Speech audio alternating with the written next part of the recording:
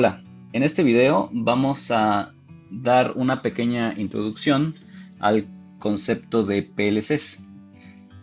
Como pueden ver en la imagen, PLCs son una especie de controlador industrial que ha sido diseñado precisamente para facilitar la automatización de procesos dentro de la industria. El objetivo de este video es que veamos la introducción a los sistemas, después veremos algo de la programación y cómo podemos trabajar con simuladores. Terminaremos este tema haciendo varios ejercicios de programación.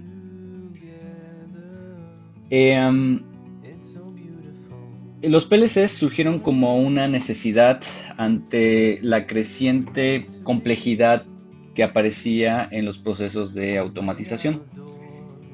Como lo pueden apreciar en la diapositiva, en un principio todo el proceso de automatización se hacía a través de relevadores eléctricos o de circuitos neumáticos. Y esto representa un problema cuando ustedes quieren hacer un cambio en su proceso. Hacer un cambio dentro de un proceso que estaba automatizado de esta manera querría decir o implicaba cambiar cientos de cables, lo cual era un problema grandísimo. A finales de los 60 surgieron los PLCs. Básicamente la compañía en 1968 GM Hydramatic emitió una solicitud, lo abrió a diferentes proveedores y lo que ellos estaban buscando era una propuesta para reemplazar sistemas cableados de una forma mucho más sencilla. Una de las personas o de las compañías que atacó este problema fue justamente Bedford Asociados, y ellos crearon un producto llamado Modicon, cuyas siglas vienen de Modular Digital Controller, que la idea era justamente tener una pequeña computadora a la cual se conectaban todos los actuadores y sensores, y cada vez que se quisiera hacer un cambio en la forma en la que estos funcionaban, pues se hacía a través de programación y no recableando el sistema. Esto dio origen justamente a lo que llamamos hoy en día PLCs.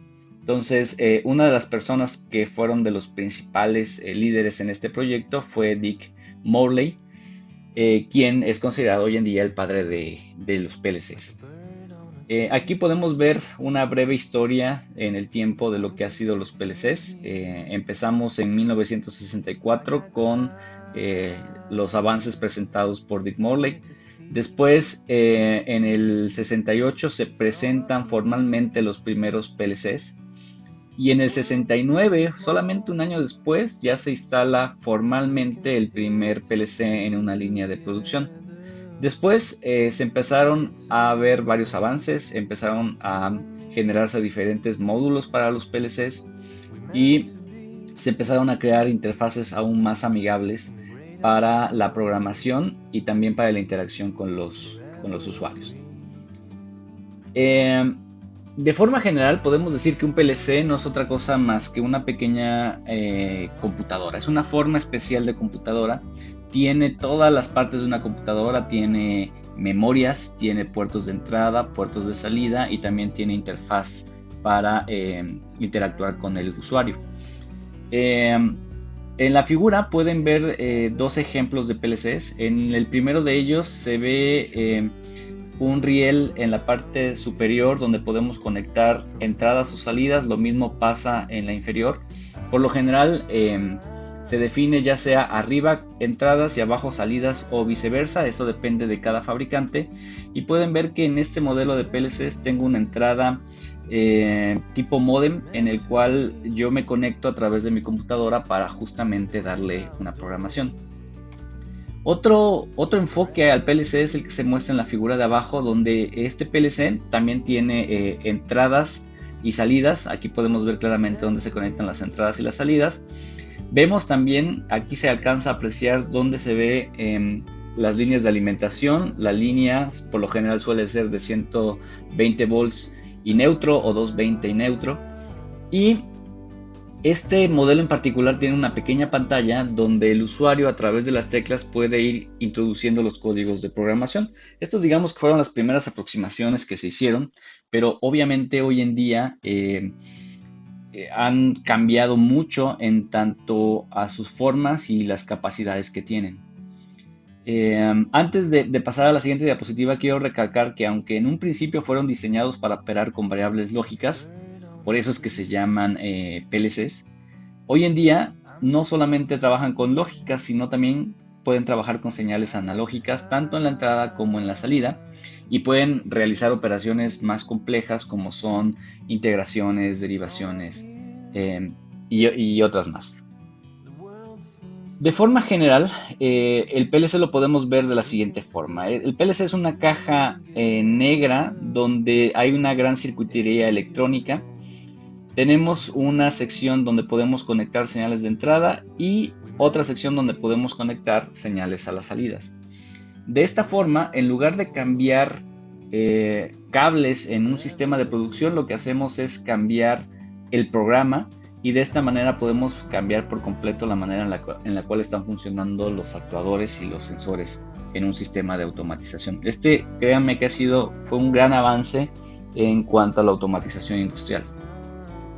¿Qué ventajas tiene un PLC? Aquí les pongo las 3 ventajas principales. La primera es que son diseñados para que se utilicen justamente en condiciones industriales: alta temperatura, humedad, vibraciones y ruido electromagnético. Ya tienen las interfaces de entrada y de salida para la mayoría de las señales industriales, es decir, tú no tienes que crear nuevos circuitos para poder hacer que las cosas funcionen. Por lo general, casi siempre solamente es necesario conectar tanto los sensores como los actuadores y el sistema queda listo para funcionar. Si las salidas son a muy alta potencia, entonces se puede poner ahí otra etapa intermedia, pero por lo general están diseñados para ya estar trabajando. Simplemente conectamos y trabajamos. Y la última ventaja que tiene es que cuentan con un lenguaje que es muy fácil de programar y de entender.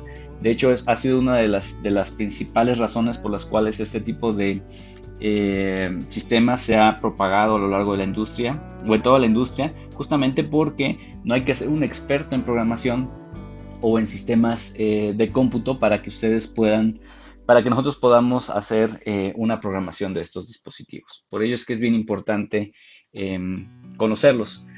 ¿En dónde encontramos los PLCs? Pues los encontramos en prácticamente cualquier sistema de automatización. Cada vez que ustedes vayan a una industria y vean sistemas autónomos o automáticos de control, seguramente quien está detrás de ello es un PLC controlando cada uno de los sistemas. Hay diferentes tipos de PLCs. Por ejemplo, podemos dividir en PLCs de una sola caja, que fueron los primeros que se empezaron a fabricar o a suministrar, en donde tú tienes un número definido de entradas y de salidas, y una vez que adquirías ese PLC te quedabas justamente con esa configuración. El problema que presenta este tipo de PLCs es que si tu proceso crece o cambia y necesitas más entradas y salidas, pues tienes que cambiar por completo el PLC. Por otro lado, de unos años para acá empezaron a surgir este tipo de PLCs compuestos de varios módulos, en el cual tienes un cerebro, y conforme tu sistema lo va requiriendo vas agregando módulos de entradas y salidas. Inclusive estos módulos pueden ser especializados para tener conexiones tipo Ethernet, para controlar motores a pasos, para tener entradas analógicas y salidas analógicas. En fin, hay una gran cantidad de módulos y dependiendo de las necesidades de tu proceso puedes ir agregando estos módulos. En principio, el número de módulos en el cual que tú puedes agregar a un cerebro está limitado, pero suele ser bastante grande, así que eso nos da mucha flexibilidad. Aquí les presento un diagrama mucho más detallado de lo que es un sistema PLC. Por supuesto, en el centro tenemos el cerebro, que es un procesador, que es el encargado de realizar todas las operaciones. Estos procesadores, como hoy en día los podemos encontrar en cualquier computadora, trabajan a voltajes pequeños, 3.3 volts, 5 volts, dependiendo de los modelos. Así que se requieren interfaces tanto a la entrada como a la salida para que el procesador pueda accesar a las señales de entrada y pueda generar cambios en las señales de salida. Eso lo hacemos con las interfaces de entrada y de salida que ya vienen integradas en el dispositivo, así que ustedes no necesitan agregar este tipo de módulos después. Todo tiene una fuente de alimentación, que suele ser una fuente de alimentación de corriente directa 24 volts, pero algunos modelos vienen con otras alimentaciones. Por ejemplo, se pueden conectar a una fuente de alimentación de corriente alterna o de otros voltajes. Por ejemplo, 12 volts también es posible que los encontremos. Además tenemos una sección donde tenemos toda la memoria y el programa que se ejecuta. Tenemos un módulo de comunicaciones que me permite conectar este PLC con otros y tener todavía un sistema mucho más complejo. Y por supuesto, necesito también tener un dispositivo para programarlo. Anteriormente había dispositivos muy específicos, un dispositivo para cada PLC.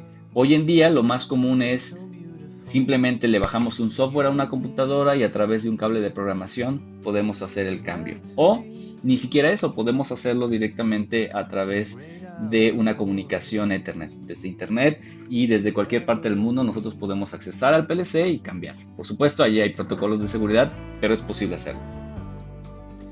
Esta parte es bien interesante.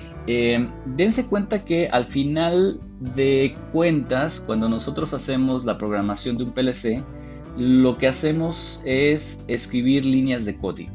Y esas líneas de código lo que son capaces de hacer es modificar el estado de algunos bytes de información dentro de la memoria. ¿Qué quiere decir? Que todas las entradas y las salidas del PLC de alguna manera están mapeadas a alguna región en la memoria. Entonces lo que hacemos dentro de nuestro programa es cambiar ese estado o ese byte de información dentro de la memoria. Típicamente la memoria de un PLC está dividido en dos tipos.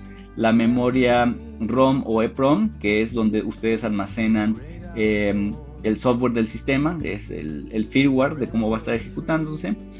Y después tengo la memoria de datos. En la memoria de datos hay una sección específica para hacer un mapeo del estado de las entradas y de las salidas, pero también hay otras secciones donde ustedes pueden crear variables si así lo quieren y almacenar información a lo largo de que el programa se va ejecutando. Entonces, aquí les pongo un ejemplo más claro. Imagínense que este es el PLC con el que estamos trabajando y conectamos un pulsador a la entrada IN3. Entonces, cuando el usuario presiona el botón Start, en la entrada IN3 se va a detectar un estado lógico alto. Ese estado lógico alto se va a ver reflejado dentro de la memoria del PLC como un cambio en un bit. En este caso, un bit se pone en un estado 1 dentro de la memoria del PLC. Si el usuario quita o deja de presionar el botón Start, entonces en la entrada IN3 habrá ahora un estado bajo o 0, y eso se refleja dentro de este espacio de memoria como un 0 o un bit igual a 0. Entonces realmente lo que hace el PLC es cambiar el estado de bits dentro de la memoria y con eso nosotros empezamos a jugar en la programación. Lo mismo ocurre con las salidas. Vean, tengo una lámpara conectada a una de las salidas. En este caso, cuando yo escribo a la memoria un 1 en esta palabra que corresponde a la salida, cuando yo pongo un 1 en ese bit, la lámpara se prende. Cuando yo pongo un 0, la lámpara se apaga. Es decir, lo que estoy haciendo realmente es cambiando el estado de un bit dentro de un registro o dentro de un espacio de memoria para que físicamente algo se encienda o se apague. Yo espero que conforme vayamos haciendo más ejercicios, este concepto vaya quedando todavía mucho más claro. Pero dense cuenta, lo que quiero que quede entendido ahorita es que con la programación lo que realmente hacemos en un principio es mover el estado de algunas variables dentro de la memoria del PLC. Y al final de cuentas ese cambio se va a ver reflejado como una condición de encendido o apagado en una entrada o como un estado o como un valor que nos está arrojando un sensor, por ejemplo. Cuando nosotros vamos a programar un PLC, cada entrada, como lo acabamos de discutir, cada entrada está asociada a una dirección de memoria. Por supuesto, es muy difícil acordarse de direcciones de memoria porque tienen formas como las que aparecen aquí en la pantalla. O sea, la dirección I0.0 o I0.1 en el caso de las entradas, o si fueran salidas Q0.0 o Q0.1. Acordarse de esos nombres es relativamente difícil. Por eso, cuando hacemos una programación en PLCs, lo primero que se suele hacer es tener una tabla de variables. Entonces, a cada una de las variables les doy un nombre más amigable, en este caso entrada 0, 1, 2, 3, 4 o 5, y lo mismo para las salidas 0, 1, 2 y 3. Y esas variables las estoy asociando con una dirección en particular. De esta forma ya no me tengo que preocupar cuál era la dirección a la cual tengo conectado un motor. Simplemente me acuerdo que o más bien en esta tabla, en lugar de poner salida 1, le pongo motor. Y con eso, cuando yo quiera encender el motor, pues utilizo esa variable para encenderlo. Ya no me tengo que estar acordando de las relaciones que hay entre las variables de entrada y de salida. Entonces, cuando hacemos una programación, por lo general iniciamos por aquí, por definir cuál va a ser la entrada o la tabla, perdón, de entradas y de salidas. Y si queremos utilizar variables intermedias, pues aquí también las podemos empezar a crear. Así es como funciona generalmente la ejecución de un programa en un PLC. Cuando nosotros encendemos un PLC, realiza algunos procesos internos y después llega el programa principal, que es justamente el que nosotros le acabamos de programar. Y lo que hace es lo siguiente. Lo primero es, hace un escaneo de lo que está pasando en las entradas. Es decir, lee qué es lo que tiene conectado en sus entradas y esa lectura la convierte en un valor 1 o 0 en una memoria, como lo revisamos anteriormente. Una vez que hace eso, entonces el PLC ejecuta uno a uno las instrucciones que nosotros le dimos. O sea, lee nuestro programa y va ejecutando línea tras línea. Y al final, una vez que llegó a la última línea, entonces hace un update de las salidas, es decir, refresca el estado que deberían de tener las salidas. Una vez que realiza este último paso, comienza otra vez a leer las entradas, ejecuta el programa y refresca las salidas. Y esto lo hace en periodos de milisegundos o microsegundos, dependiendo del modelo y de la longitud del programa. Es importante tomar esto en cuenta porque si ustedes dentro de su programa mandan encender o apagar una salida, no lo va a hacer justamente en ese momento en el que se ejecute esa instrucción. Lo que se va a hacer en ese momento es simplemente modificar el estado de una variable dentro de la memoria.